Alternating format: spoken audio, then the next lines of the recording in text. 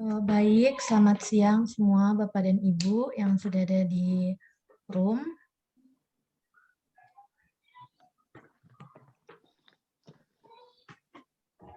Dan di sini kita juga sudah bergabung dengan Bapak Samsunan. Selamat siang Pak Samsunan. Selamat siang Bu Azizah, bisa dengar suara saya Bu?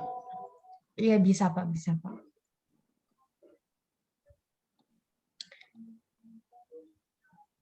Baik Pak,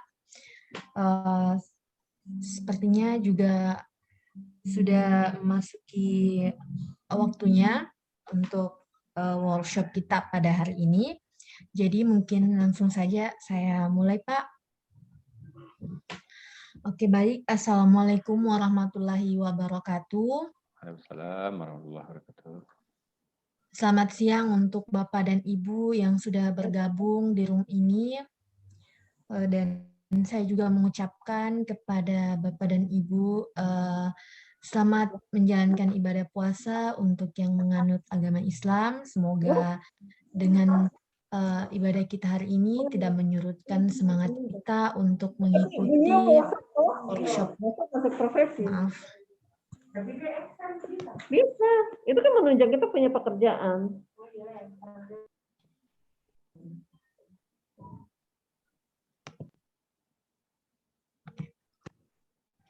Baik, jadi saya ulangi kembali. Semoga dengan ibadah puasa kita hari ini untuk Bapak dan Ibu yang menganut agama Islam tidak menyurutkan semangat kita semua untuk mengikuti workshop kita pada hari ini dengan tema praktik dan simulasi perhitungan produktivitas peralatan mekanis pekerjaan konstruksi.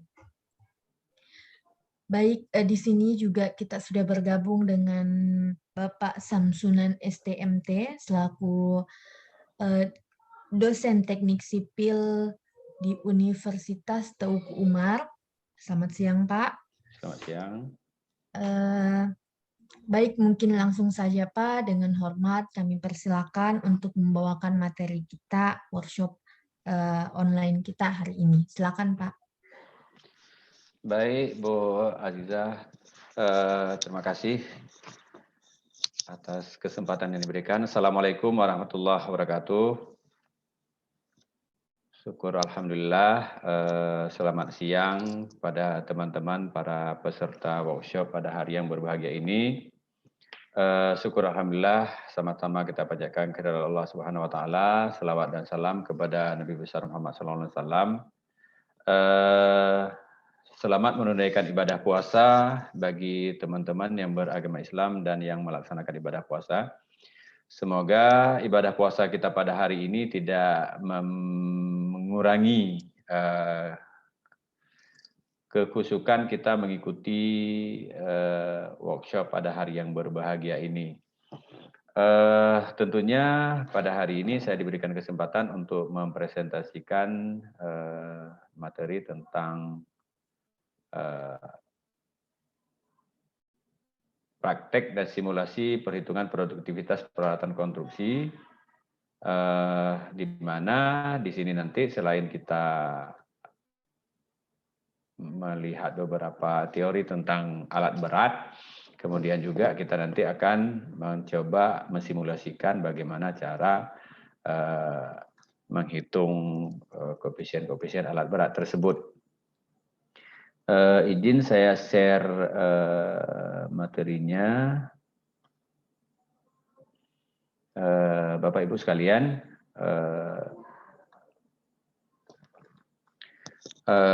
mungkin sebagai pembuka ini saya pikir tidak ada masalah.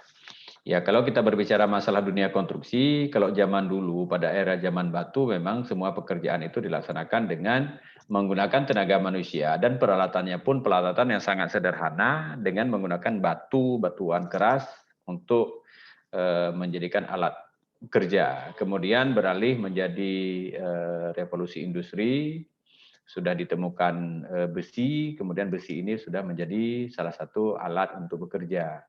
Kemudian berikutnya kita melihat dewasa ini peralatan konstruksi itu yang luar biasa sangat canggih yang semuanya itu sudah modern, sehingga dengan sangat mudah untuk bekerja dan memudahkan tenaga kerja.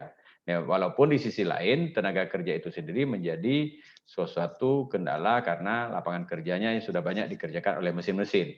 Namun kalau kita berbicara masalah dunia konstruksi, kita berbicara masalah bisnis, kita tidak hanya berbicara masalah bagaimana mempekerjakan tenaga kerja, tetapi justru bagaimana cara supaya pekerjaan kita cepat selesai.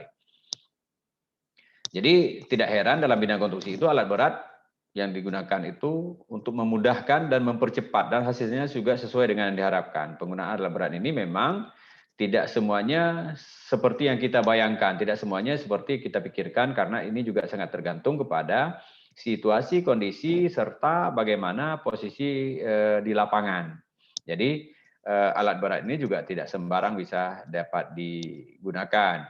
Kemudian tinggi rendahnya produktivitas alat berat itu sangat bergantung kepada bagaimana cuacanya, kemudian jenis alat berat yang digunakan, apakah sesuai dengan fungsi atau tidak, bagaimana kondisi medan areanya, dan lain sebagainya, sehingga ini juga sangat menentukan penggunaan alat berat tersebut.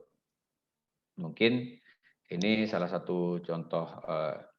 Mungkin saya langsung ke klasifikasi alat berat itu sendiri. Ada alat beratnya itu untuk pengolah lahan, kemudian ada untuk menggali, ada untuk mengangkut, ada untuk memindahkan, ada juga untuk memadatkan, bahkan ada yang memproses material serta menempatkan material pada posisi terakhir sebuah konstruksi. Misalnya kalau dozer, scraper, motor grader itu untuk mengolah lahan bisa digunakan, tetapi kalau untuk menggali, pemilihan shovel bisa untuk menggali, justru menggali yang lebih bagusnya itu memang backhoe, karena dia bisa menggali lebih dalam atau lebih rendah dari posisi dia sendiri. Dragline sendiri hanya bisa menggali dalam posisi yang lebih tinggi dari dia, clamshell juga demikian. Kemudian alat angkut, kita mengenal kalau dunia konstruksi untuk bangunan gedung sekarang sudah menggunakan crane, baik dia itu mobile crane maupun tower crane. Kemudian ada juga yang menggunakan bel. Ada juga untuk angkut material itu sering kita lihat bentuk truk atau wagon.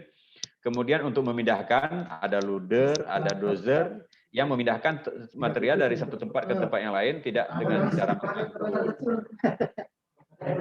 Kemudian ada alat untuk memadatkan, biasanya ini untuk pembangunan jalan, untuk bangunan gedung juga biasanya untuk pemadatan tanah timbun juga menggunakan alat pemadat. Kemudian ada alat untuk memproses material. Nah, di sini ada stone crusher, kemudian ada batching plant untuk beton, kemudian ada juga aspal mixing plant untuk aspal hot mix. Kemudian untuk penempatan akhir biasanya kalau untuk beton ada concrete pump atau spreader konkrit. Kemudian ada aspal paver juga, ada motor grader dan lain sebagainya. Nah, ini untuk menghampar atau menempatkan posisi terakhir dari material. Nah, mungkin ini salah satu aspal finishernya. Kalau kita lihat ini full shovel atau beko. Kemudian ini ada juga bulldozer, tapi dengan menggunakan ban rantainya, crawler. Kemudian ini untuk memadatkan. Kemudian ini juga sama untuk memadatkan juga. Nah, ini yang memadatkan biasanya untuk aspal, campuran aspal panas dengan ban karetnya. Nah, ini stone crusher-nya. Kebetulan saya sendiri berada, rumah saya itu sekitar nggak sampai 200 meter dari sebuah aspal mixing plant, sehingga setiap hari saya sering berkunjung ke sana. Nah, ini salah satu alat angkut. Nah, yang paling penting kita perhatikan di sini adalah bagaimana faktor yang mempengaruhi pemilihan alat berat. Yang pertama kita lihat dulu fungsi alat beratnya untuk apa. Nah, bisa jadi fungsi alat beratnya itu bisa jadi fungsi untuk menggali dan mengangkut. Kemudian kapasitas alatnya bagaimana? Cara operasinya bagaimana? Nggak mungkin kalau kita ingin menggali saluran kecil, kita menggunakan backhoe besar, sehingga volume galiannya akan lebih besar. Ini juga bukan menguntungkan, malah bisa merugikan. Kemudian cara mengoperasikan alatnya, apakah alat itu bisa bergerak vertikal horizontal, kemudian pergerakannya gerak jarak dekat, gerak jarak jauh, pergerakannya bisa memutar, misalnya crane, dan lain sebagainya. Nah, sangat bergantung kepada cara operasi. Kemudian pembatasan alat yang dipakai. Misalnya, ada alat-alat yang tidak bisa dipakai di tempat yang lalu lintasnya padat. Yang kedua, alat yang dipakai dapat menelan biaya yang besar karena biaya angkutnya yang tinggi misalnya. Nah, ini juga perlu diperhatikan karena ada kondisi-kondisi tertentu pada titik-titik tertentu lalu lintasnya itu tidak bisa digunakan atau dilalui oleh kendaraan-kendaraan besar misalnya.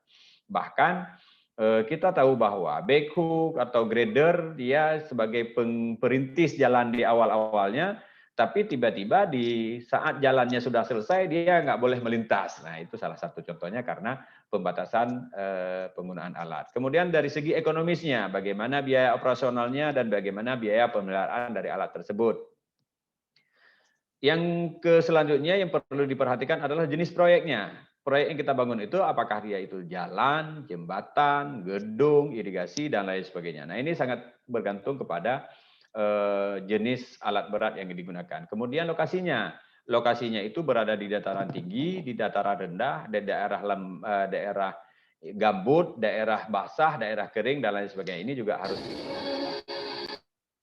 Kemudian jenis dan daya dukung tanah ini sangat bergantung kepada kondisi tanah di tempat konstruksi akan kita bangun. Nah, yang terakhir kondisi lapangan. Kondisi lapangan ini berbicara masalah medan area yang dijangkau itu mudah atau sulit. Nah, ketika kita ingin membawa sebuah alat berat, kita harus membawanya dengan menggunakan trado misalnya, tapi jangkauannya sulit sehingga mobil besar itu susah untuk masuk ke daerah tersebut. Nah, ini juga menjadi faktor yang mempengaruhi. Kalau memang kita harus jalankan dia secara manual, butuh biaya yang sangat besar. Ini juga hal-hal yang harus diperhatikan ketika kita memilih alat berat.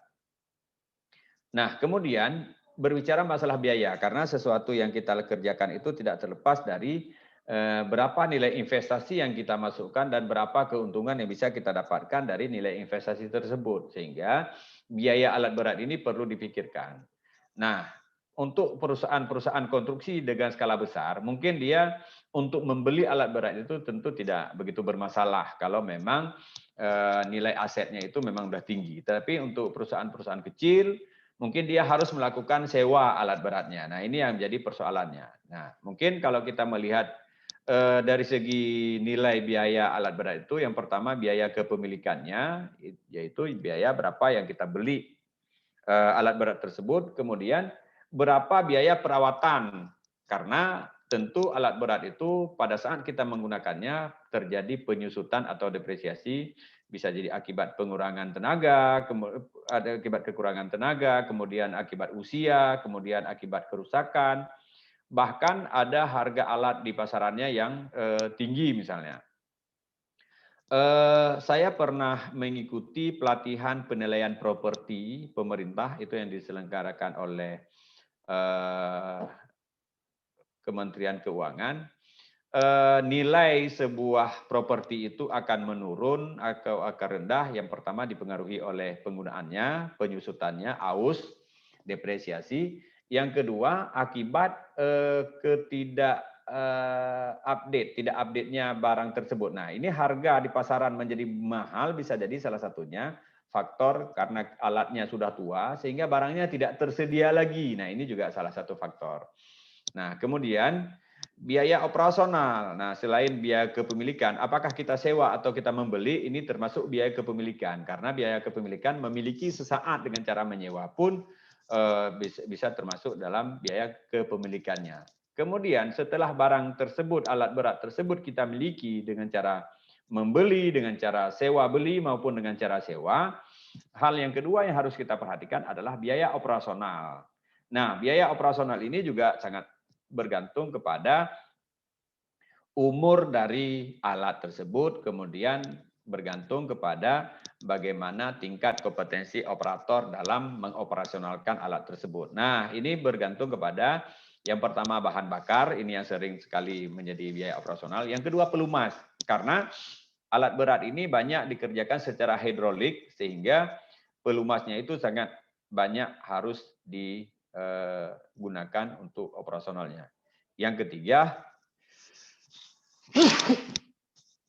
tentunya alat berat selain dari onderdil dari alat berat tersebut, yang sering sekali untuk operasional itu adalah roda. Rodanya itu kalau yang alat beratnya menggunakan ban karet, tentu bannya yang sering menjadi biaya yang harus diberikan untuk biaya operasional. Yang kedua, kalau menggunakan ban rantai atau crawler juga sering-sering kita harus mengecek. Nah, mungkin ini beberapa istilah. Ada harga pokok alat, kemudian ada nilai sisa alat, kemudian ada harga satuan pekerjaan. Saya pikir harga satuan pekerjaan ini sama-sama sudah kita maklumi. Kemudian harga bahan baku. Nah, harga bahan baku itu sendiri mungkin ketika kita ingin mengangkut material dari kuari, ya harga bahan baku dari kuari itu sendiri. Kemudian ditambah dengan ongkos angkut, ongkos muat, dan lain sebagainya. Kemudian ada juga bahan olahan. Bahan olahan itu bahan yang dikeluarkan oleh pabrik, tapi bukan pabrik yang barang jadi dari industri. Ya bisa jadi misalnya agregat kasar, agregat halus yang diproduksi oleh stone crusher. Nah ini juga masuk bagian dari bahan olahan. Bahan baku dari material tadi diolah menjadi bahan olahan.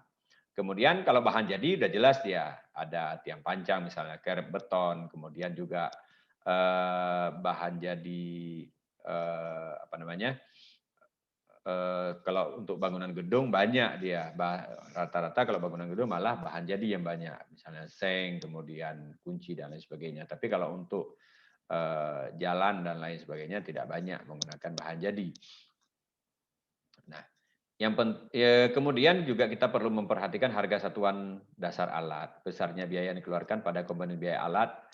Yang pertama, biaya untuk membeli alat itu sendiri, yaitu biaya pasti, kemudian ada biaya tak pasti. Kemudian biaya tak pasti itu biaya ongkos, ongkos angkut, kemudian bengkelnya, upahnya, perbaikan, operator, dan lain sebagainya. Ini biaya-biaya yang tak pasti. Kemudian harga satuan dasar, ya harga yang dikeluarkan oleh toko atau harga yang saat kita lakukan pembelian dari bahan-bahan, baik dia bahan untuk kebutuhan konstruksi maupun bahan untuk keperluan alat berat, misalnya onderdil dan lain sebagainya. Saya pikir ini tidak perlu saya jelaskan. Nah, komponen harga satuan pekerjaan, saya pikir ini juga yang paling penting di sini ketika kita menggunakan alat berat. Karena kita di sini berbicara masalah alat berat, saya tidak berbicara masalah biaya tak langsung. Karena biaya tak langsung itu biasanya biaya overhead dan profit dari sebuah perusahaan. Nah, di sini kita kalau sebuah pekerjaan konstruksi itu ada biaya langsung dan biaya tak langsung. Biaya langsung itu bahan, alat, dan tenaga kerja. Nah, kita fokus ke alat. Nah, alat di sini juga ada bahan dan ada tenaga kerja. Alat itu sendiri ada bahan, tapi bukan bahan material untuk konstruksi. Bahannya itu merupakan bahan untuk keperluan alat. Kemudian tenaga kerja bukan tenaga konstruksi secara full time, tetapi tenaga kerja untuk menggunakan alat tersebut. Nah, ini juga harus kita perhatikan sehingga mempengaruhi nilai produktivitas sebuah alat yang akan bekerja. Nah, itu yang paling penting. Nah, saya pikir ini harga satuan dasar, tidak saya perpanjang di sini. Kemudian faktor-faktor yang mempengaruhi harga satuan itu dari segi kualitasnya, kemudian kuantitasnya, kemudian lokasi asal bahan. Kalau berbicara masalah kualitas, tentu semakin bagus kualitasnya, semakin tinggi harganya, semakin rendah kualitasnya, semakin rendah harganya. Namun kita tidak boleh terkecoh dengan harga rendah. Bisa jadi kita beli sebuah barang dengan kualitas rendah, kita berharap harga murah, justru dia akan merugi karena setiap saat harus kita ganti, yang menyebabkan nilai operasional cost-nya itu menjadi terkurangi akibat kita sibuk mengganti peralatan atau barang yang akan kita gunakan pada alat berat tersebut. Berbicara masalah kuantitas, nah ini sangat bergantung kepada produktivitas dan kebutuhan alat tersebut. Nah ini saya pikir konsep ekonomi berperan di sini antara supply and demand pada sebuah bahan atau sebuah peralatan. Nah yang ketiga lokasi asal bahan. Nah kita berbicara masalah alat berat, misalnya kita menggunakan alat berat dengan onderdilnya harus diimpor misalnya. Nah ini juga tentu asal bahannya itu yang sangat sulit karena dia harus diimpor. Tapi ada juga yang tersedia di lokasi dekat dengan lokasi proyek. Nah, ini juga sangat berpengaruh terhadap komponen alat berat yang digunakan. Nah, kemudian apa yang saya sebutkan tadi, alat berat itu sangat bergantung kepada jenis peralatannya itu sendiri, kemudian efisiensi kerja alat itu, kemudian kondisi cuaca juga. Kondisi cuaca, ada daerah-daerah konstruksinya memang cuacanya ekstrim, sering terjadi hujan misalnya. Nah, ini juga berpengaruh. Misalnya kita bangun jalan, daerah yang sering turun hujan, menyebabkan tanah dasarnya itu lembek, kemudian becek, dan lain sebagainya. Nah, ini juga berpengaruh. Nah, pada saat awal kita merencanakan menggunakan alat beratnya dengan ban karet.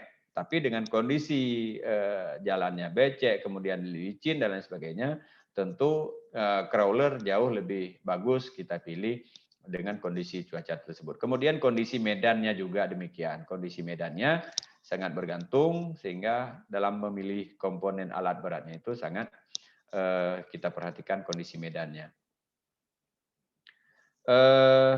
Kemudian, nah ini salah satu faktor, misalnya kita mengangkut tanah misalnya. Tanah itu sendiri juga sangat bergantung kepada bagaimana tanah aslinya. Tanah tempat kita ambil asalnya itu, apakah dia tanah asli yang harus kita gali, tanah yang lepas, artinya tanahnya yang sudah pernah digali kemudian dia ada lepas, dia gembur, atau dia tanahnya bukan tanah asli lagi tapi dia sudah padat, justru dia sudah pernah dipadatkan misalnya. Nah, ini sangat bergantung, ada beberapa faktor konversi untuk kondisi tanah asalnya. Contoh, ada beberapa contoh di sini, misalnya tanah aslinya, kalau untuk lepasnya, tadi kita rencanakan tanahnya yang kita pindahkan 1.000 meter kubik, tetapi pada saat kita memindahkannya itu menjadi 1.250 meter kubik. Karena kenapa? Karena faktor lepasnya itu 1,25. Itu kalau jenis tanahnya tanah liat. Tapi kalau jenis tanahnya tanah pasir, mungkin kalau kita perlu 1.000, yang kita angkut itu 1.110 meter kubik. Karena kenapa? Karena faktor lepasnya tadi cuma 1,15, artinya 11%. Kalau ini tadi sampai dengan 12%. Nah, tapi ketika kita ingin tanah liat yang kita angkut tadi aslinya 1.000 meter kubik, kalau kita hitung hasil akhirnya nanti menjadi padat, maka volume yang yang jadinya nanti adalah 900 meter kubik. Nah, ini juga sangat bergantung pada kondisi tanahnya. Kalau pasir mungkin masih lumayan dia, karena dia tidak terlalu mampat. Dia pemampatnya itu cuma 15%, sedangkan ini sampai 28% kalau untuk tanah liat. Nah, ini kalau untuk pasir dia bisa hasil akhirnya itu 935 meter kubik. Nah, ini beberapa kapasitas daya dukung dari beberapa alat berat untuk berbagai jenis materialnya. Nah, mungkin misalnya untuk pasir, eksavatornya itu kapasitas 0,93 meter kubik, eksavator dengan kapasitas bucketnya hampir 0,93 meter kubik, itu kapasitas produksinya itu 126,82 meter kubik per jam. Nah, ini beberapa tabel yang pernah saya kutip dari beberapa sumber. Kalau dump truck dengan kapasitas 10 ton, itu kapasitas produksinya itu 6,19 meter kubik per jam. Nah, ini sangat bergantung lagi nanti kepada jarak tempuh dan lain sebagainya. Nah, kalau batu kali beda lagi, batu belah lain lagi, gravel lain lagi, sirtu, dan sampai dengan pasir uruk. Nah, ini beda-beda dia. Ya, yang juga harus kita perhatikan adalah kehilangan bahan. Nah, kehilangan bahan tadi, ketika kita angkut bahan dari kuarinya 1.000 meter kubik, tetapi sampai di lapangan itu tinggal 900 meter kubik. Nah, mungkin ini juga sangat bergantung kepada faktor kehilangan bahan. Nah, faktor kehilangan bahan ini sangat bergantung kepada materialnya antara 0 sampai dengan 25%. Nah, mungkin ini kalau bahan curah, perkiraan jumlah bahan yang digunakan itu ada beberapa di sini juga, misalnya bahan yang terbuang di stockpile misalnya. Kalau kapasitas kita butuhnya lebih dari 100 meter kubik, mungkin ini antara 2 sampai dengan 3 yang hilangnya. Sedangkan kalau lebih dari 100 meter kubik itu yang paling hilangnya 1 sampai dengan 3 meter kubik. per 100-nya. Harga satuan bahan, saya pikir ini karena kita lebih banyak masih ke bahan baku,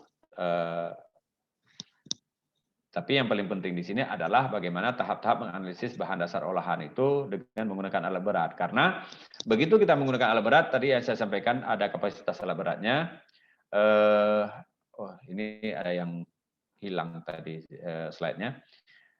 Di sini yang perlu kita perhatikan adalah misalnya ini stone crusher. Stone crusher itu berapa kapasitas mampu diproduksi, berapa ton per jam. Atau well loader dalam meter kubik, berapa kapasitas bucketnya. Kemudian faktor efisiensi alat juga harus diperhatikan.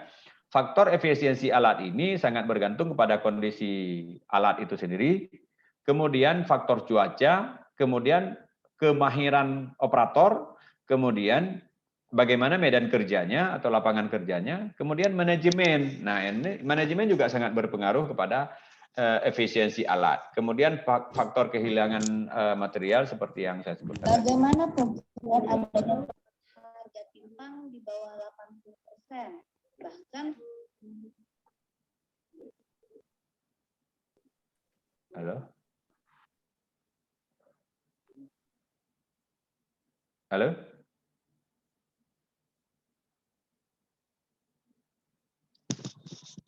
Bu Aziza masih dengar saya? Iya Pak, iya Pak. Oke, baik. Saya pikir tadi ada apa?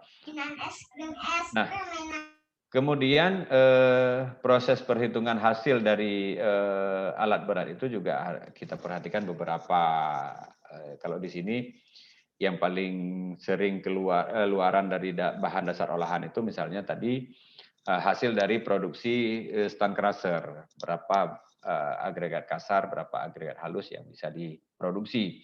Kemudian juga aspal mixing plant, kemudian batching plant, concrete batching plant juga. Nah, ini semuanya bergantung pada harga satuan bahan mempengaruhi, harga satuan peralatannya mempengaruhi harga satuan bahan. Harga satuan bahan jadi juga sangat bergantung kepada berapa jauh perjalanan yang harus dibawa dari satu tempat, misalnya dari base camp ke lokasi. Misalnya jalan, kalau jalan itu dengan panjang sekian kilometer dari base camp itu jauh untuk mengangkutnya juga.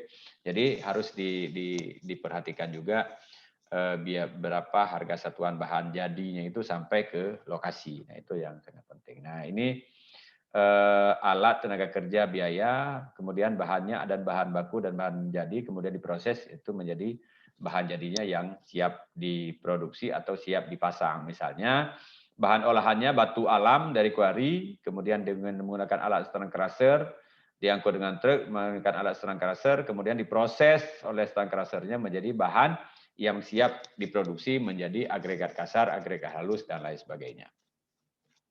Nah, ini yang mempengaruhi tadi, jarak sumber bahan ke lokasi proses.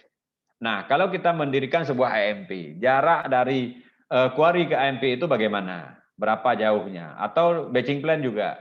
Kita mendirikan sebuah batching plant. Jarak dari query untuk mengangkut agregat kasar dan agregat halus ke batching plant itu berapa jaraknya? Nah, ini salah satu faktor yang mempengaruhi. Kemudian harga satuan dasar bahan baku itu sendiri. Misalnya tadi harga agregat dari kuari, misalnya harga pasir, harga kerikil, harga batu dari kuari itu berapa per kubik.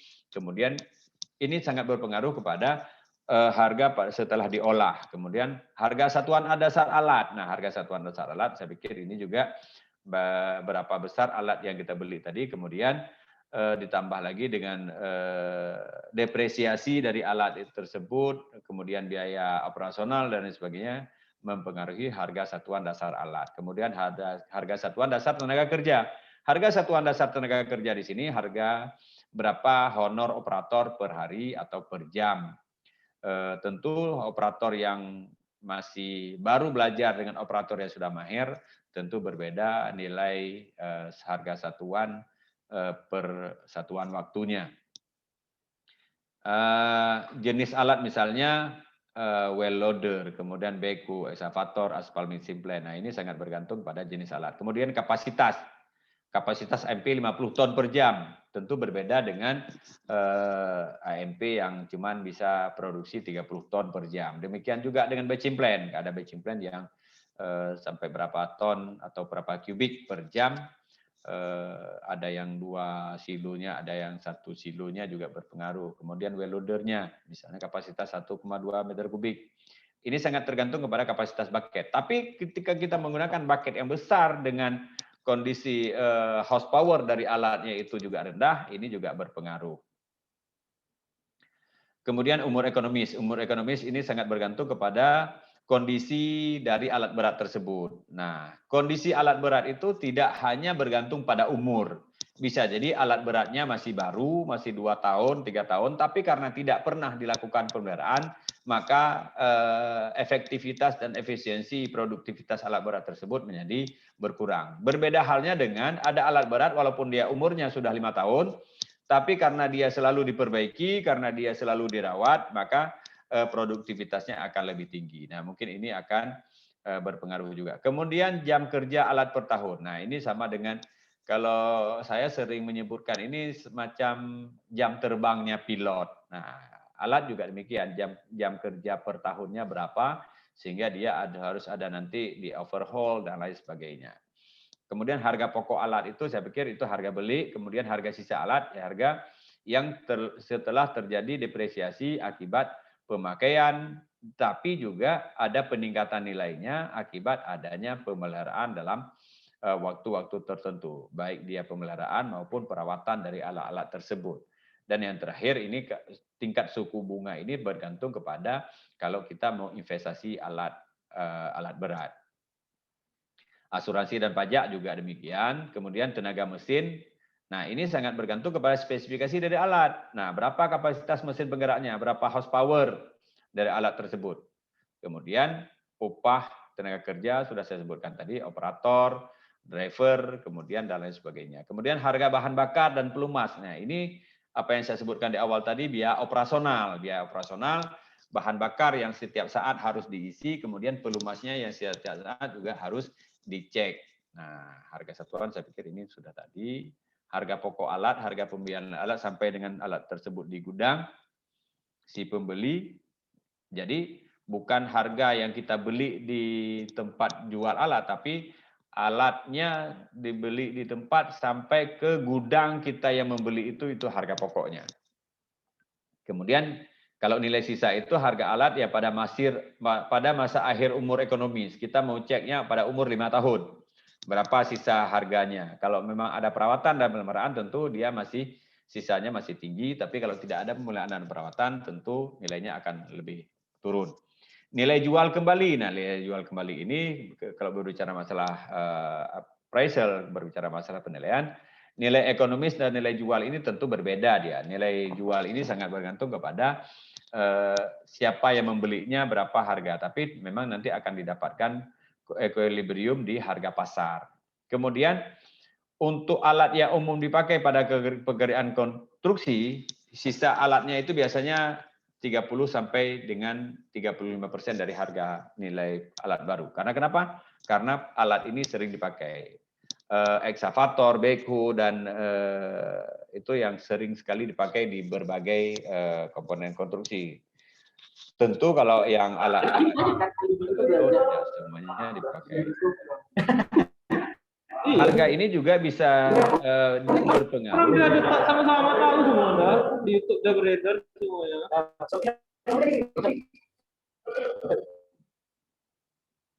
Oke. Nilai sisa harga alat ini juga bisa dipengaruhi oleh bagaimana sifat dari alat tersebut, mudah diperbaiki atau tidak. Karena ini juga kadang-kadang kita beli alat yang canggih, sementara order deal-nya nggak ada, kemudian bengkel untuk memperbaikinya juga susah kita dapatkan, sehingga juga berpengaruh kepada nilai sisa dari peralatan tersebut. Misalnya dump truck, ada dump truck yang merek tertentu yang kadang-kadang order deal-nya sulit untuk didapat. Kemudian mekanisnya juga susah untuk didapat. Nah, ini tentu berpengaruh kepada nilai sisa. Nah, mungkin umur ekonomis dari alat, setiap peralatan tentu sama dengan konstruksi juga. pasti ada nilai ekonomisnya, ada kondisi tertentu nanti yang tidak ekonomis lagi untuk dipakai. Karena kenapa? Karena dia tidak bisa memproduksi sesuai dengan apa yang kita harapkan. Sehingga biaya operasionalnya jauh lebih besar dikeluarkan daripada produktivitas alat tersebut. Nah, ini juga harus diperhatikan. Jangan mentang-mentang berpikir, oh saya punya alat sendiri, tapi alat saya sudah rusak, alat saya sudah tua. Nah, kemudian karena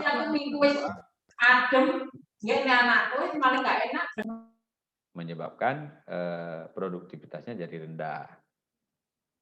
Karena pengeluaran biaya tidak sesuai lagi dengan nilai jasa produksi yang dihasilkan. Nah, itu dia. Setiap alat juga mempunyai umur ekonomi sendiri-sendiri masing-masing, sangat bergantung pada jenis alatnya, kemudian pemeliharaan dan perawatan dia sendiri juga bergantung.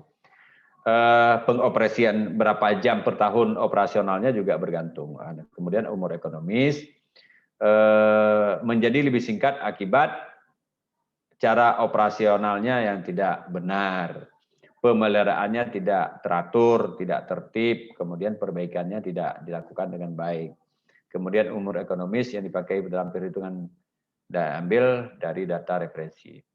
Nah, ini misalnya jenis alatnya, kapasitas alat, kemudian masukan biayanya, umur ekonomisnya berapa, jam kerja per tahunnya berapa, harga pokok alatnya, sisa nilai alatnya, tingkat suku bunga. Ini masukan-masukan dalam menghitung operasional alat, kemudian proses biaya pasti dan biaya operasional atau pemeliharaan.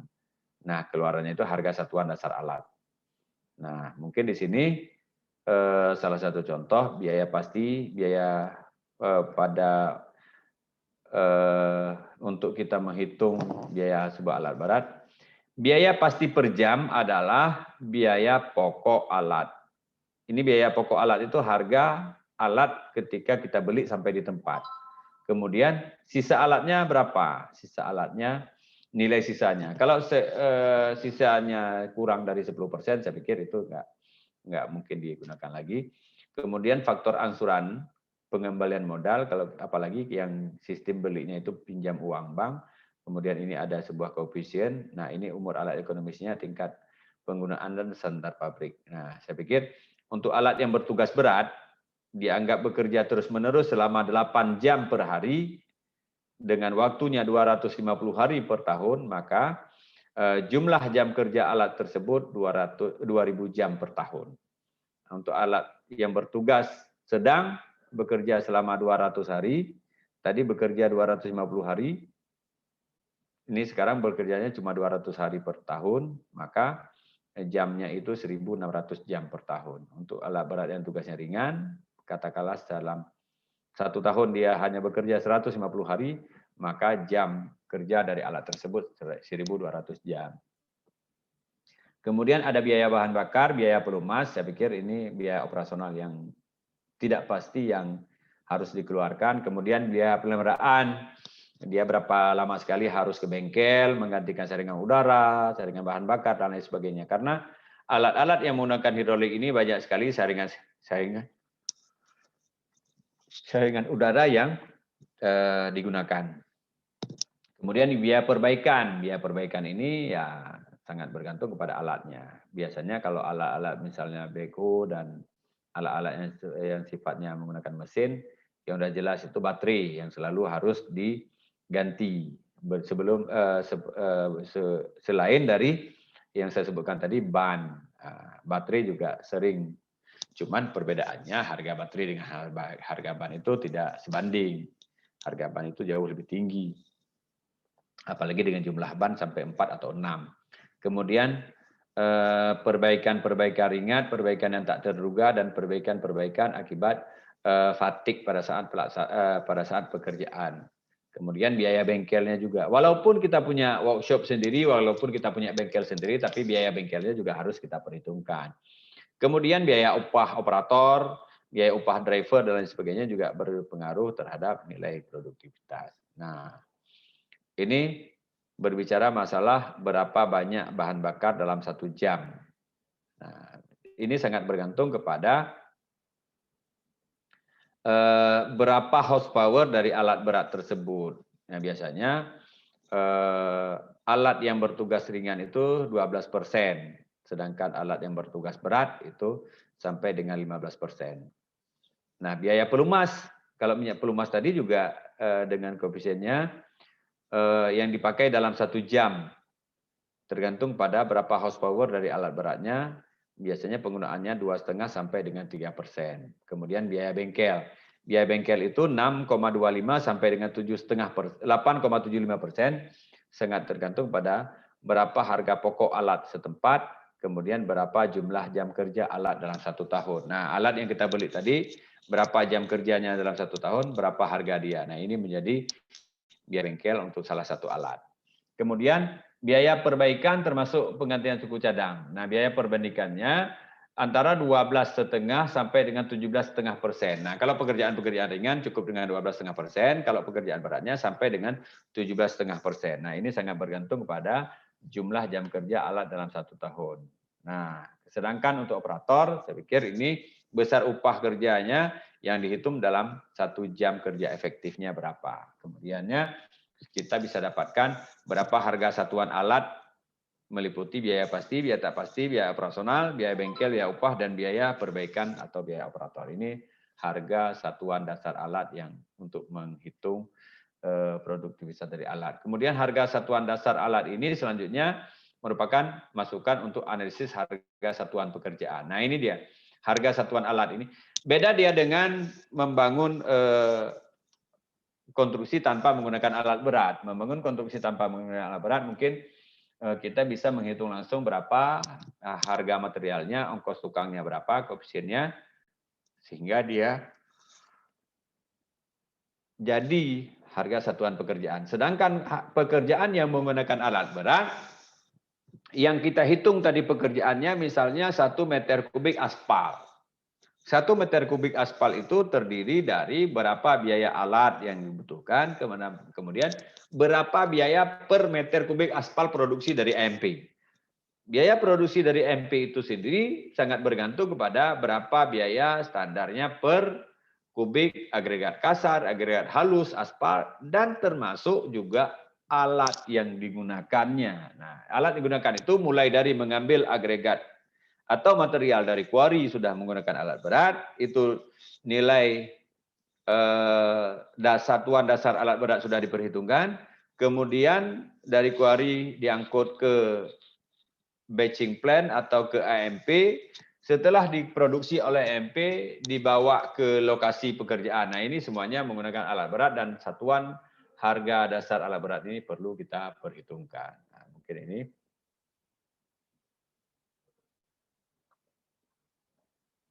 Nah, analisis harga peralatan itu dimulai dari perencanaan alatnya, kemudian harga satuan dasar alat, kemudian faktor produksi alat. Nah, jenis alatnya misalnya hot roller seat. Nah, dia alatnya untuk memadatkan. Memadatkannya itu dengan ban roda baja untuk menggilas awal. Tetapi begitu setelah digilas awal oleh TR, kemudian PTR yang bekerja untuk gilasan antaranya, intermediate rollingnya. Kemudian baru terakhir alat pemadat roda bajanya bekerja untuk memadatkan yang terakhirnya. Nah, pada umumnya alat itu hanya mampu melaksanakan satu jenis pekerjaan. Kalaupun ada alat yang menggunakan bisa lebih dari satu pekerjaan, tentu dia tidak bisa bekerja secara bersamaan dalam waktu satu yang sama. Yang kedua, produktivitasnya juga lebih kecil daripada alat yang menggunakan satu jenis kegiatan. Misalnya, kalau AMP udah jelas. Oh, kalau aspal paving mesin, finisher istilahnya, sering disebut dengan finisher, aspal finisher. Dia hanya menghampar aspal yang panas ke permukaan jalan. Nah, terdapat jenis peralatan yang boleh dipakai atau tidak boleh dipakai sangat bergantung kepada kegiatan pekerjaan kita, kemudian sangat bergantung kepada juga fungsi dari alat tersebut. Misalnya bulldozer. Bulldozer itu kan mengupas lapisan permukaan tanah, dia kerok di awal, tapi dia juga dapat berfungsi sebagai membongkar batu-batu atau akar-akar pohon. Nggak jarang kita lihat bulldozernya itu terakhir Dia juga mencabut batang pohon supaya batang pohon itu nggak perlu ditebang lagi misalnya. Nah, ini jangka waktu pelaksanaan setiap jenis pekerjaan. Berapa jumlah alatnya sangat bergantung pada berapa volume pekerjaan, dibagi dengan berapa kapasitas alatnya, kemudian target waktu yang dibutuhkan untuk setiap alat. Jumlah hari efektifnya berbeda, volume pekerjaan berbeda, dan kapasitas alatnya juga berbeda. Sebagai contoh, ada sebuah AMP dengan kapasitas 60 ton per jam, kemudian waktu menuangkan dari AMP ke truk itu setengah menit, jarak antara AMP ke lokasi proyek 30 km misalnya, kemudian kapasitas dump truknya 10 ton, kecepatan rata-rata dalam perjalanan truk dari AMP ke lokasi proyek itu 50 km per jam, travel time-nya itu 30 km dibagi dengan 30 km per jam dapatnya 36 menit. Loading time-nya 0,5 menit itu per kali buka, per batch-nya. Nah, mungkin perlu sampai dengan 20 batch, sehingga perlu waktunya sampai dengan 10 menit. Nah, dumping and maneuver, ketika kita nanti sampai ke lokasi, kita harus bermanuver, kemudian dan lain sebagainya, itu perlu waktu sampai dengan 8 menit. Jadi, cycle time untuk sebuah dump truck pada sebuah pekerjaan aspal, itu adalah 1,5 jam. Itu cycle time itu sekali jalan, mulai dari dia masuk ke bawah AMP sampai dia masuk ke bawah AMP lagi dengan kondisi normal. Nah, kalau seandainya kapasitas aspalnya 60 ton, nah tentu perlu truknya sampai dengan 9 unit, di mana jumlah kapasitas aspalnya dibagi dengan jumlah cycle time, dikali dengan jumlah cycle time dibagi dengan kapasitas dump truknya. Jadi perlu dump truknya sampai dengan 9 unit. Nah, kemudian harga satuan alatnya itu harga pemilikan peralatan atau initial cost, harga beli. Kemudian harga biaya operasional, operating cost. Nah, depresiasi alat itu sendiri yang saya sebutkan tadi, ketika alatnya itu terjadi depresiasi, kemudian rusak, kemudian usang, ada beberapa cara menghitungnya, tapi saya tidak masuk ke ranah itu. Kemudian, misalnya cara menghitung metode garis lurus ini ada, nilai alatnya 300 juta, nilai sisanya 30 juta, umur alat beratnya 5 tahun, dengan kerjanya 10.000 jam kerja, depresiasinya adalah 300 juta kurang 30 juta, karena sisa harga alatnya 300 juta, nilai sisa yang berkurangnya 30 juta, tinggal 270 juta, dibagi 5 tahun. Jadi dapatnya 54 juta per tahun, atau 300 per 30 per 1000, sebenarnya 2.700 jam.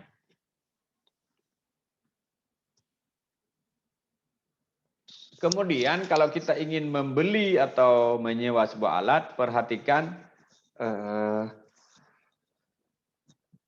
faktor apa saja yang mempengaruhi harga satuan dari alat tersebut. Yang pertama kondisinya. Kondisi kalau 90 sampai dengan 100% itu pasti baru, 70 sampai 89% itu sedang, sedangkan 60 sampai 69% itu masih rendah. Nah, kondisi 90% itu dia siap pakai, kemampuan minimalnya 90%, sesuai dengan ketentuan pabrik, belum mengalami perbaikan karena dia masih baru, lengkap, sudah lama diperoleh tapi belum pernah dipakai, sudah dipakai lebih dari 1 tahun per 1000 jam kerja, belum pernah di overhaul. Mungkin ini salah satu faktor yang mempengaruhinya.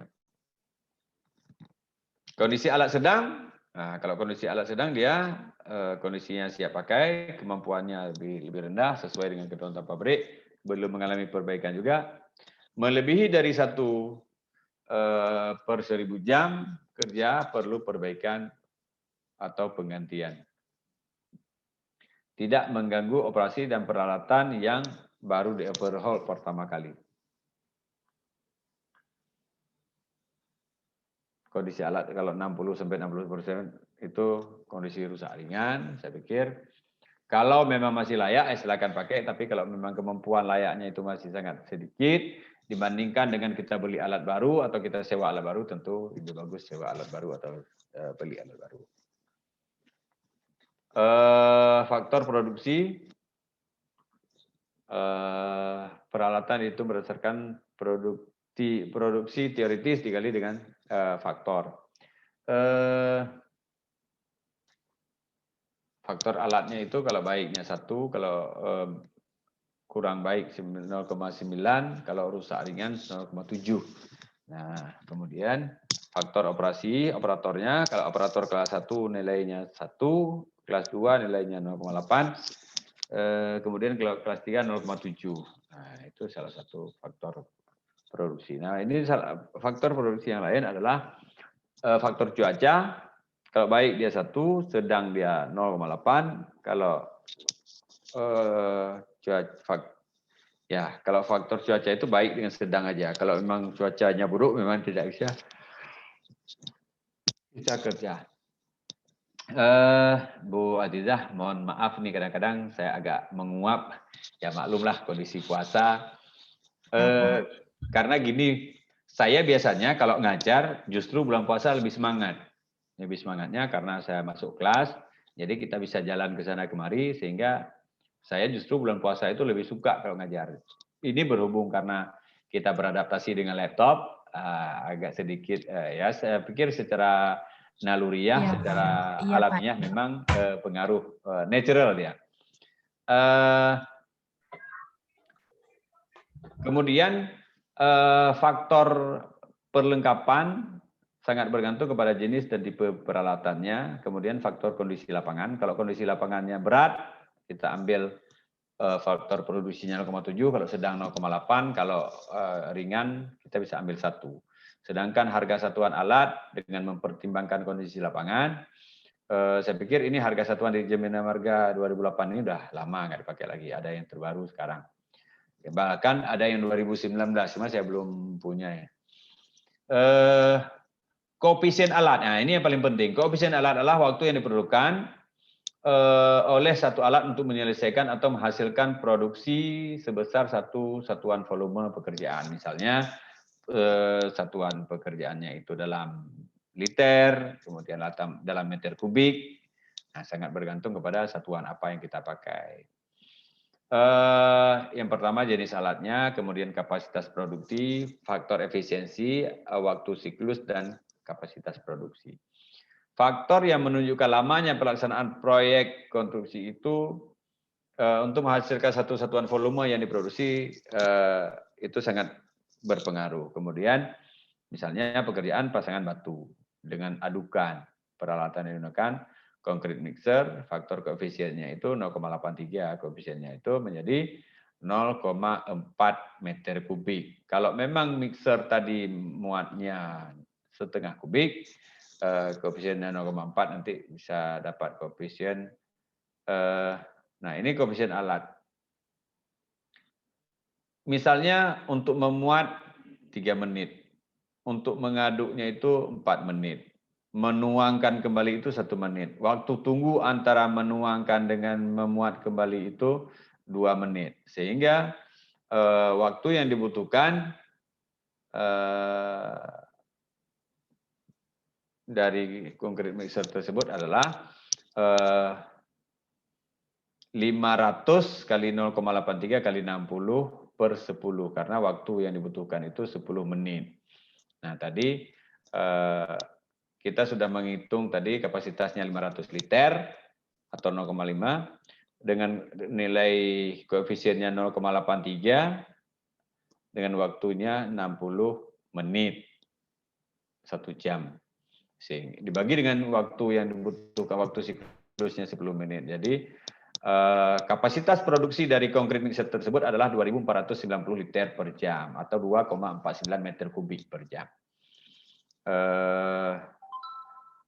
Sehingga dalam setiap 1 meter kubik memerlukan waktu 0,416 jam. Nah, disinilah muncul koefisiennya 0,416. Hasil produksi di lapangan tidak sama dengan hasil perhitungan berdasarkan data kapasitas yang tertulis.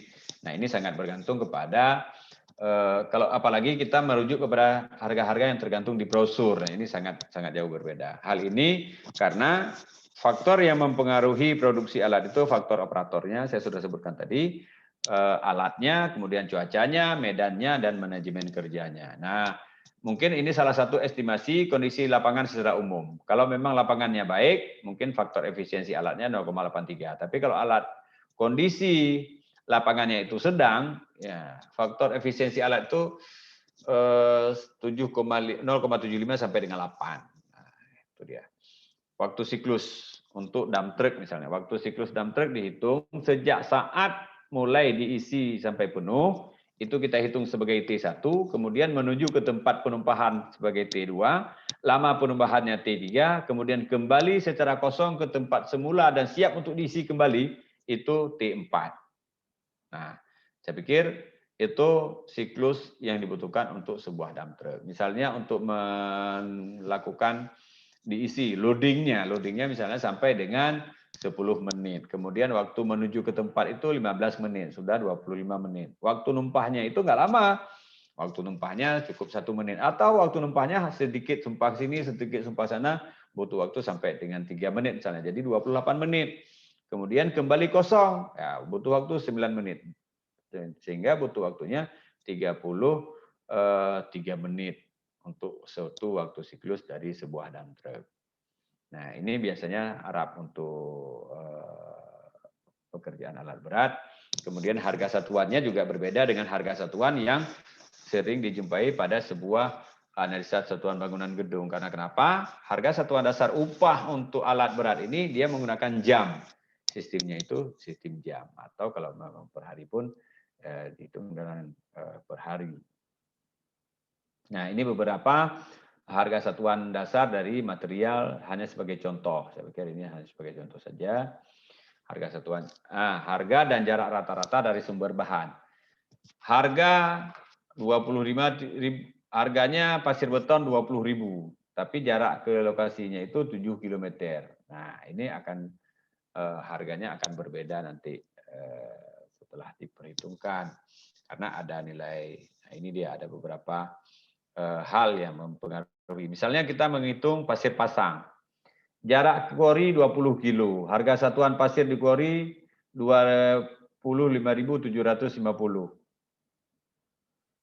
per kubik. Harga satuan ekskavatornya 312.000 per jam. Harga satuan dump truknya 272.000 per jam. Nah, sehingga di sini kapasitas ekskavator kita perhitungkan, kemudian koefisien ekskavator, kemudian sehingga dibutuhkan waktu dalam 1 kubik itu 110 menit. Nah, itu dia. Nah, kalau kapasitas Q2-nya 3 meter kubik per jam, biaya dump truck per meter kubik itu Rp90.744. Harga satuan dasar bahan di lokasi mungkin berbeda lagi karena harganya sangat bergantung kepada berapa harga satuan di tempat, kemudian ditambah dengan ongkos angkutnya. Ini salah satu contoh alat beratnya. Kemudian ini juga kapasitas kapasitas loadernya, stone crushernya, kemudian harga agregat halusnya, kemudian harga agregat kasar serta asumsi-asumsi yang perlu kita perhitungkan pada saat kita menghitung biaya harga material. Kemudian analisa alat. Analisa alat itu uraian peralatannya, biaya produksinya, kemudian biaya sewa alat, biaya operasi per jam. Nah, ini saya pikir salah satu contoh itu aspal mixing plant. Tenaganya 294 horsepower, kemudian kapasitasnya 60 ton per jam. Alatnya itu 10 tahun. Jam kerjanya 1.500 jam. Harga alatnya 3.135 juta rupiah. Nah, kapasitas aspalnya 330.000 liter. Biaya per jam kerjanya, sisa nilai alat 10%, tinggal 313.000. Kemudian faktor angsurannya, biaya per jamnya, asuransi kalau mana diperlukan, sehingga dia ada nilai harga satuan nantinya.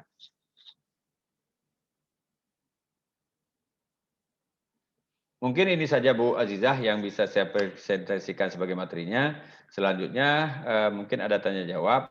nanti akan kita masuk ke beberapa materi Excel, dan saya pikir materi Excel ini banyak sekali yang harus kita ini kan. Saya nanti langsung saya kasih filenya saja, teman-teman bisa mencoba-cobanya nanti. Kebetulan kalau teman-temannya yang dari lulusan teknik sipil, saya pikir ini tidak begitu sulit untuk mempelajari atau memperdalam kembali, karena ini juga pernah dilakukan pada saat kuliah, mungkin ada tugas pada saat material jalan raya. Saya kembalikan kepada Bu Aziza sebagai moderator. Silakan Bu.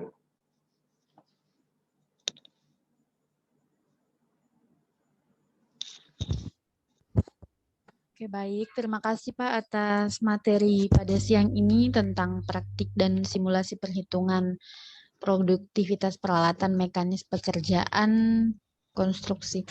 Jadi materi Excel-nya Pak dilanjutkan sebentar atau bagaimana Pak? Kalau mau dilanjutkan, saya share materi Excel-nya. Memang kalau materi Excel ini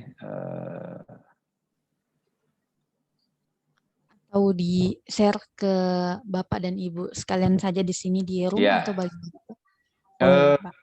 untuk apa namanya, untuk simulasinya ini salah satu bentuk Excel-nya, karena banyak sekali hal-hal yang perlu diinput di sini. Ya, ini berbicara masalah alat.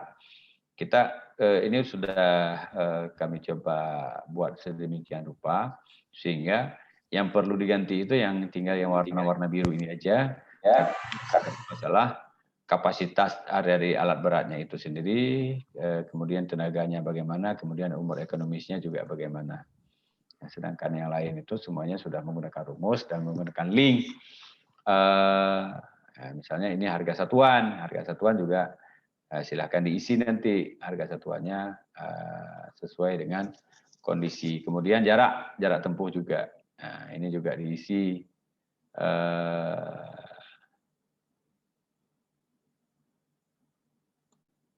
Kalau ini harga satuan bahan. Nah, ini berbicara masalah informasi, mulai dari awal ini informasinya. Ini khusus untuk pekerjaan jalan nih. Ini untuk pekerjaan jalan. Tapi kalau untuk berbicara masalah alat, nah kita berada di sini aja. Berbicara masalah alat, kita berada di sini. Alat itu berapa kekuatannya, kemudian kapasitas ton per jamnya berapa, kemudian umur ekonomisnya berapa, kemudian jam kerja dalam 1 tahun berapa. Ini aja yang kita mainkan. Kemudian di sini juga ada pilihan nanti.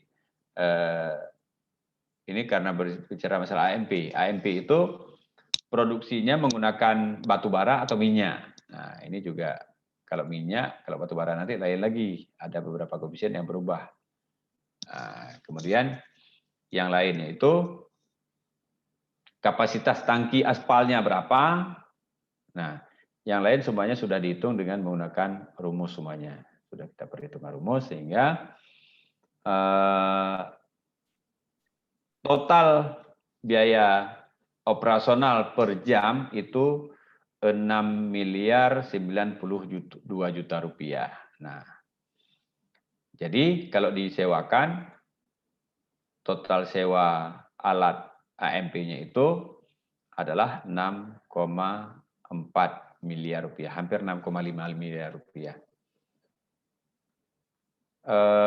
Kemudian berbicara masalah aspal finisher misalnya, ini juga bergantung kepada berapa jenis ininya, kemudian sampai dengan nanti hasilnya berapa biaya operasional per jam finisher, 500.000 rupiah. Total sewa alat finisher itu karena ada faktor angkut dan nilai sewanya sehingga per jamnya itu 900.000 rupiah. Kemudian aspal sprayer juga demikian, ada cara menghitungnya. Bulldozer juga untuk kapasitas 100 sampai 150 horsepower. Kemudian kompresor ini biasanya untuk membersihkan jalan sebelum dihampar aspal cair. panas. Kemudian kalau concrete mixer, nah ini mesin pengaduk beton. Mesin pengaduk beton ini sangat bergantung, bukan cuma sekedar molen biasa, mungkin bisa jadi juga kalau molen biasa dengan horsepower-nya 20 HP, tenaganya, kapasitasnya 500 liter, setengah kubik misalnya, umur ekonomisnya 2 tahun, kemudian jam kerjanya 1.500 jam, harga alatnya 175 juta, karena ini yang sistem setengah kubik itu lumayan besar dia. Jadi total biaya operasionalnya 87.500 rupiah per jam, dengan total sewanya itu 152.000 rupiah per jam. Nah, ini crane-nya untuk 10 sampai dengan 15 ton. Kemudian ini dump truck-nya. Dump truck juga biaya operasional per jamnya juga diperhitungkan, walaupun dump truck ini juga bergantung kepada berapa jarak tempuh yang harus dikerjakan. Ini dump truck 10 ton.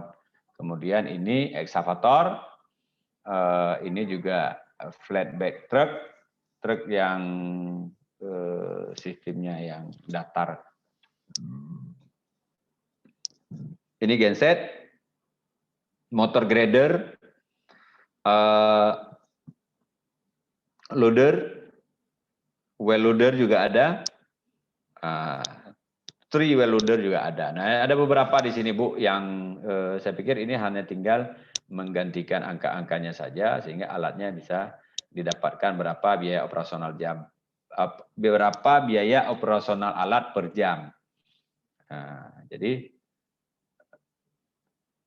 ini tidak nampak yang warna biru, tapi kalau yang alat yang satu ini tidak nampak warna birunya. Jadi saya pikir ini saja yang akan saya share nanti ke teman-teman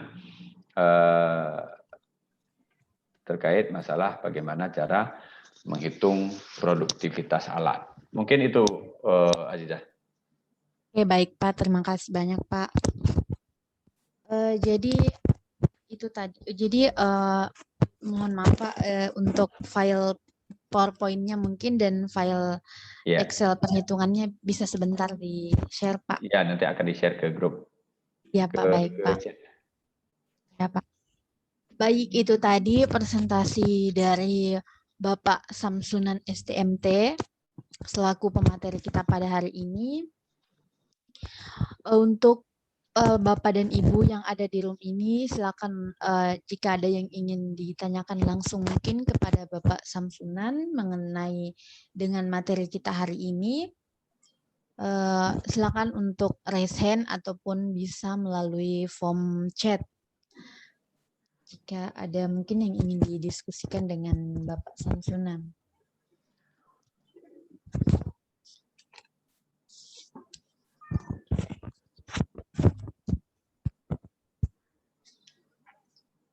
Karena tadi ada banyak poin-poin penting yang setelah disampaikan kepada Bapak Samsunan mengenai dengan simulasi perhitungan peralatan mekanis ini, yaitu mengenai dengan alat berat dan lain-lainnya.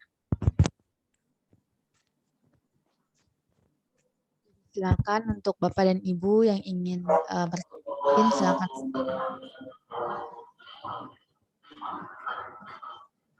Assalamualaikum. Oke, baik Pak. Baik untuk Bapak Mulyono. Ya. Ini saya mau nanyakan. Bismillahirrahmanirrahim. Assalamualaikum warahmatullahi wabarakatuh. Pak, silakan, terima Pak. kasih atas kesempatan yang diberikan. Saya menanyakan kebetulan saya ini dari saya adalah Pokja fungsional media di Pemkot Kota Makassar. Yang menjadi kendala kami biasanya dalam kaji ulang mengenai proyek konstruksi itu karena kita dibatasi sekarang mengenai peralatan dalam aturan itu. Jadi maksimum itu untuk pekerjaan besar itu 6 pekerjaan utama yang dapat dipertandingkan dalam proses pemilihan penyedia. Bisa kira-kira Bapak menyampaikan hal-hal apa saja dalam peralatan penyedia konstruksi apabila peralatan-peralatan yang awalnya banyak itu untuk proyek yang besar itu dapat disederhanakan, yang dapat dijadikan acuan untuk mendapatkan penyedia yang qualified. Saya pikir itu Pak. Terima kasih atas kesempatan yang diberikan.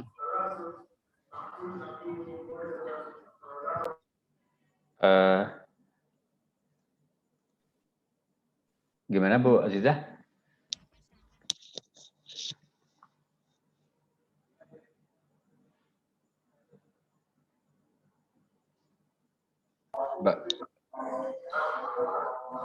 Baik, terima kasih Pak Mulyono. Mungkin langsung Bu Azizah ya. Memang dengan kondisi sekarang melalui sistem itu membatasi beberapa termasuk alat juga, termasuk beberapa beberapa item yang dipertandingkan dalam sistem. Saya juga bingung untuk menjawabnya. Tapi tentu di sini kembali ke si pengguna jasa, dalam hal ini PPK mungkin bisa menentukan alat-alat mayor apa saja yang betul-betul dibutuhkan pada pekerjaan tersebut, mungkin pada saat kaji ulang. Nah, di sini juga perlu kita mengajak kembali si perencana untuk menentukan alat-alat apa saja. Tapi kalau memang biasanya kalau untuk pekerjaan konstruksi bangunan gedung, kalau berbicara masalah alat berat dia tidak terlalu banyak. Tapi juga kembali kepada skop pekerjaannya. Kalau skop pekerjaannya besar juga butuh beberapa alat yang dibutuhkan. Nah, di sini penentuan 6 jenis alat tersebut saya pikir bisa didiskusikan kembali dengan PPK-nya. Kalau mungkin kalau untuk saya menentukannya itu saya juga nggak berani menentukannya. Katakanlah misalnya begini, ada sebuah pekerjaan konstruksi bangunan gedung. Pada konstruksi bangunan gedung tersebut, saya mengatakan alat yang dibutuhkan yang pertama sekali itu ada batching plan. Tetapi bangunan gedungnya sederhana, yang bisa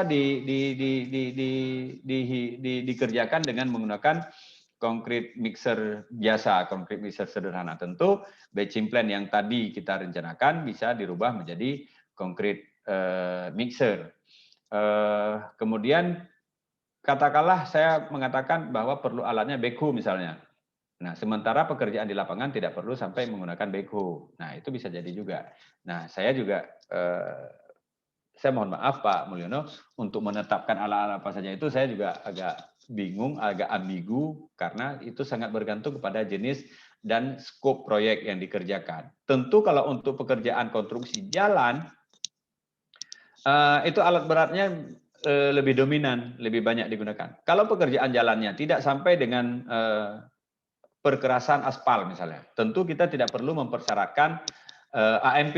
Tapi kalau memang pekerjaannya sampai dengan aspal, justru AMP itu menjadi salah satu alat yang utama, selain dari alat-alat yang lain misalnya ekskavator, kemudian dozer dan lain sebagainya. Mungkin itu yang bisa saya klarifikasi Pak Mulyono. Karena memang kalau udah berbicara dengan sistem itu saya juga bingung, karena sistem itu untuk kita akali juga nggak bisa Pak ya.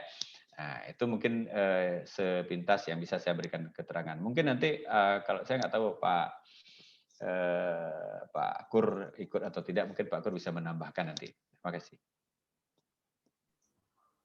Bisa bertanya lagi Pak? Mohon maaf Pak. Halo? Ya. Bisa bertanya lagi Pak. Pak? Oke, baik Pak, silakan Pak, silakan. Ya, begini Pak. Memang biasanya kalau pernah kemarin saya tender itu paketnya cukup besar, sekitar 127 miliar. Jadi ada pekerjaan mayor, ada pekerjaan minor. Memang pada saat itu SE PUPR nomor 33 itu nomor 22 kalau tidak salah itu belum keluar pada saat itu. Nah, jadi peralatan yang kami gunakan tadi kan cukup banyak. Karena mengingat waktu untuk pekerjaan tersebut memang dipekerjakan untuk dalam waktu 90 hari. Jadi kita memeriksa peralatan penyedia itu sangat banyak, kayak malam gitu Pak. Yang menjadi kira-kira, mohon maaf ini Pak ya, bukannya untuk apa, cuman sebagai bahan. Apakah ada standarisasi bisa diberikan untuk penambahan pengetahuan kami? Kebetulan background saya bukan sipil Pak, gitu. Jadi saya ada keterbatasan pengetahuan mengenai hal-hal tersebut. Apalagi kita ini memeriksa biasa perusahaan BUMN. Nah, Bapak bisa mempunyai data atau spesifikasi peralatan yang kira-kira dengan penggunaan gitu sebagai bahan acuan buat kami Pak, sebagai apabila di kemudian hari ada hal-hal seperti demikian yang kami dapatkan. Misalnya untuk pekerjaan aspal itu harus ada MP, misalnya jarak AMP itu kira-kira dari lokasi itu berapa jauh gitu.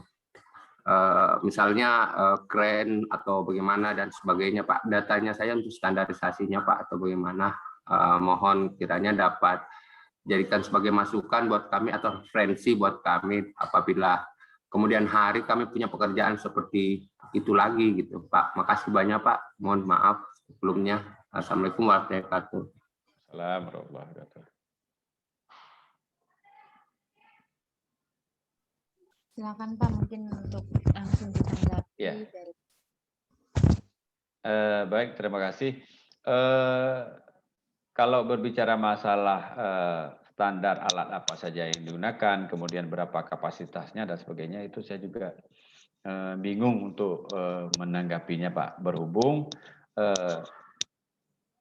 pekerjaan konstruksi ini sangat unik, kemudian sangat bervariasi, sangat bergantung kepada yang pertama lokasinya, yang kedua skop pekerjaannya.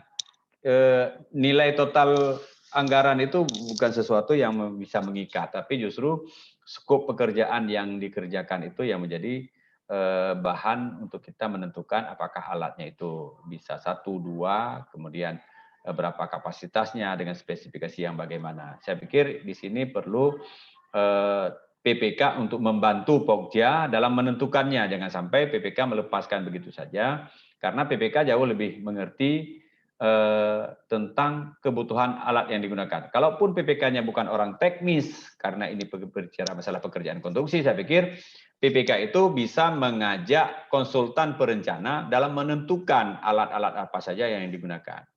Terkait masalah yang Bapak tanyakan tadi, misalnya ada AMP, syarat AMP-nya itu berapa jarak. Saya sering menyampaikan kepada teman-teman untuk kita tidak terkaku dengan jarak, tetapi justru bagaimana kualitas aspal pada saat sampai ke lokasinya itu masih memenuhi standar, misalnya suhunya masih memenuhi standar. Karena begini Pak, pernah kami dulu menetapkan jarak. Jaraknya berapa? Tidak boleh lebih dari 100 kilo. Jaraknya dibawa dengan jarak dekat. Tetapi karena jaraknya dekat, tapi medan untuk menuju ke lokasinya itu sulit. Sementara di sana daerahnya kondisinya dingin, sehingga aspal yang tadinya dari segi jarak sudah memenuhi, tetapi aspal yang diproduksi dari AMP sampai ke lapangan itu tidak lagi terpenuhi syarat suhunya, syarat spesifikasi teknis dari aspal tersebut. Makanya kita bisa memastikan selama material sampai ke lokasi itu masih memenuhi persyaratan, syarat jarak itu bisa kita tidak perlu kita ikat. Tapi beton demikian juga. Ada yang mengatakan beton itu dengan jarak sekian. Persoalannya adalah ketika beton sampai ke lokasi, apakah tingkat kekentalannya masih memenuhi standar atau tidak. Nah, ketika tingkat kekentalannya tidak lagi memenuhi standar, ketika di perjalanan dia tambah air dan sebagainya, jarak memang dekat, tapi perjalanan waktu yang ditempuh untuk jarak sedekat itu mungkin sampai 3 atau 4 jam. Akan berbeda halnya dengan jaraknya sampai 40 km, tapi masih bisa ditempuh dalam waktu 1 jam misalnya. Nah, saya lebih, kalau saya, ini bukan apa-apa Pak, kalau saya lebih melihat dari segi spesifikasi material sampai ke lokasinya itu masih memungkinkan atau tidak, sesuai dengan spek yang telah ditentukan. Mungkin itu yang menjadikan parameter bagi saya dalam menilai sesuatu. Pengalaman saya yang saya sebutkan tadi, memang ketika diminta AMP harus dekat dengan lokasi proyek, dibuatlah AMP-nya di dekat dengan lokasi proyek tersebut. Tetapi medan itu tadi lebih sulit. Sementara AMP yang sudah ada, tapi tidak memenuhi dari syarat jarak yang ditetapkan tadi, padahal waktu tempuhnya lebih mudah karena di sana jalan aksesnya mudah. Nah, itu yang menjadikan pertimbangan-pertimbangan dalam memilih persyaratan yang disampaikan pada saat memilih penyedia. Mungkin itu.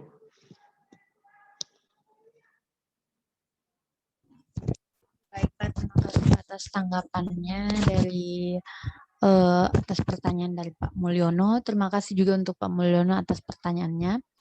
Selanjutnya, Pak, di sini ada pertanyaan dari Pak Hendy Carles, yaitu pertanyaan pertama, untuk AHSP, apakah menentukan koefisien harga itu mesti ada bukti yang dipertandingkan dalam tender, contoh harga alat dan bahan? Untuk pertanyaan yang kedua, apakah AHSP ini bisa menggugurkan tender bila ada salah koefisien dan harga dari penyedia? Pak, terima kasih. Terima kasih Pak Hendy Carles. Ini mungkin lebih kepada ranah pengadaannya, Pak ya. Tapi saya coba sedikit masuk ke ranah pengadaannya, walaupun nanti ada ahli pengadaan yang bisa menjelaskan lebih detail dan lebih rinci. Sejauh yang saya ketahui bahwa AHSP ini memang menentukan koefisien di dalam menentukan harga satuan, tetapi sejauh harga satuannya sudah didapatkan, saya pikir harga alat dan bahannya itu tidak perlu menjadi salah satu bukti. Harus ada bukti berapa alatnya dibeli dan sebagainya, saya pikir itu tidak diperlukan. Tapi nanti mungkin ada teman-teman yang bisa mengkoreksi kalau saya salah. Yang kedua, ASP apakah bisa menggugurkan tender bila salah koefisien? Lagi-lagi saya juga tidak berkapasitas untuk menjawab apakah bisa menggugurkan atau tidak, karena mungkin nanti ada ahli pengadaan yang bisa menjawabnya lebih rinci. Cuman saya juga melihat ASP kayaknya tidak terlalu spesifik untuk menggugurkan dalam tender. Yang penting harga satuannya sudah ditawarkan. Kalau memang kita meragukan, kita bisa melakukan cross check atau koreksi ulang kepada si penyedia jasa. Mungkin demikian, Bu. Mungkin nanti ada ahli pengadaan yang bisa menjawab lebih detail dan lebih terperinci. Oke, baik Pak, terima kasih Pak atas jawaban dari pertanyaan Pak Hendy. Sepertinya juga baik untuk kepada mungkin yang masih ingin ada ditanyakan kepada Bapak Samsunan, silakan untuk raise hand ataupun bertanya melalui form chat.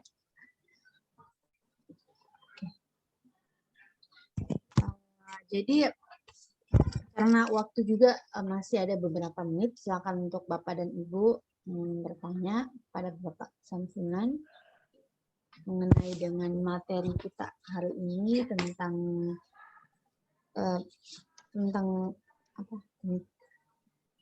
tentang simulasi perhitungan produktivitas peralatan mekanis pekerjaan konstruksi. Untuk materinya sebentar, mungkin bisa ya Pak di-share langsung di baik itu Excel-nya, perhitungannya, ataupun PowerPoint-nya Pak. Baik Bu, cuman Excel-nya itu memang lumayan berat Bu, ini 4 mega, nggak apa-apa Bu ya? Ya Pak.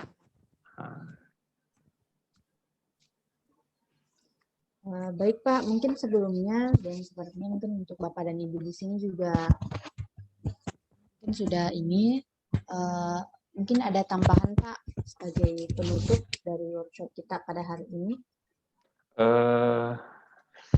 Mungkin sebagai penutup, karena berbicara masalah alat berat, saya pikir tidak begitu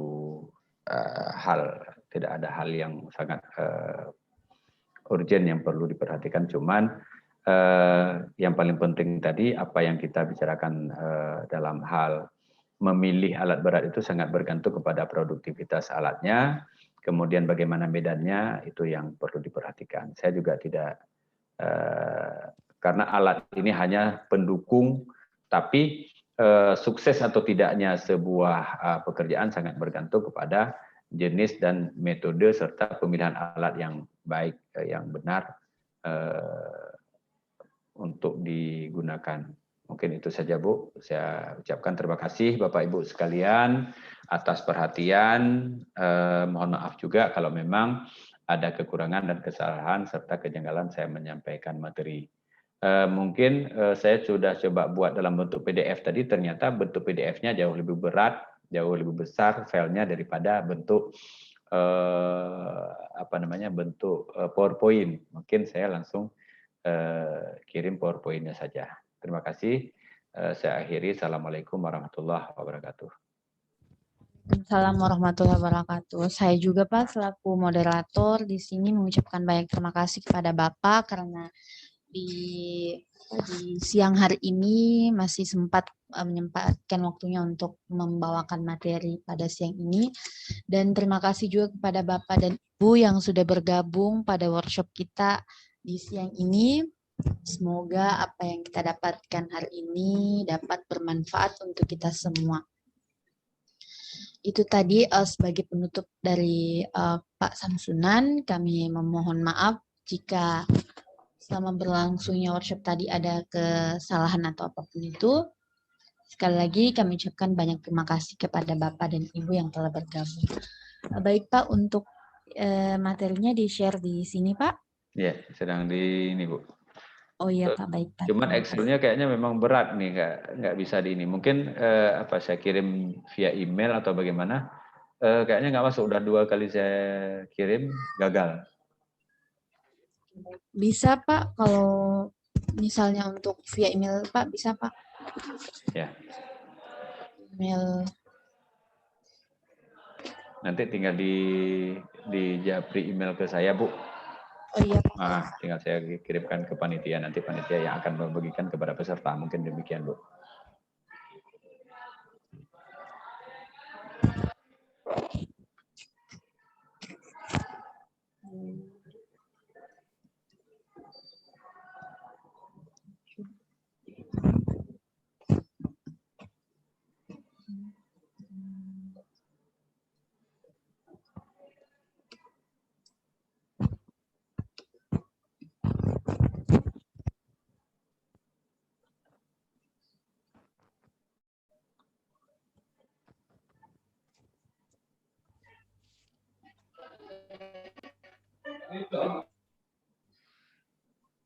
Untuk emailnya Pak, saya sudah kirim.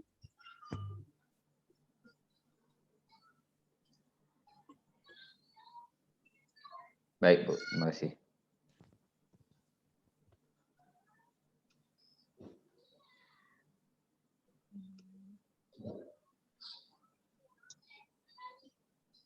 Jadi untuk Bapak dan Ibu silakan untuk ini sudah ada materi yang sudah dikirimkan oleh Pak Samsunan.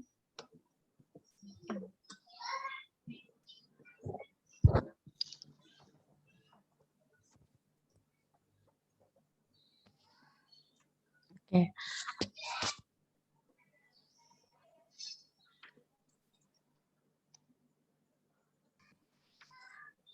Oke, baik Pak. Jadi dengan ini saya juga mengucapkan terima kasih sekali lagi dan saya akhiri dengan ucapan wassalamualaikum warahmatullahi wabarakatuh.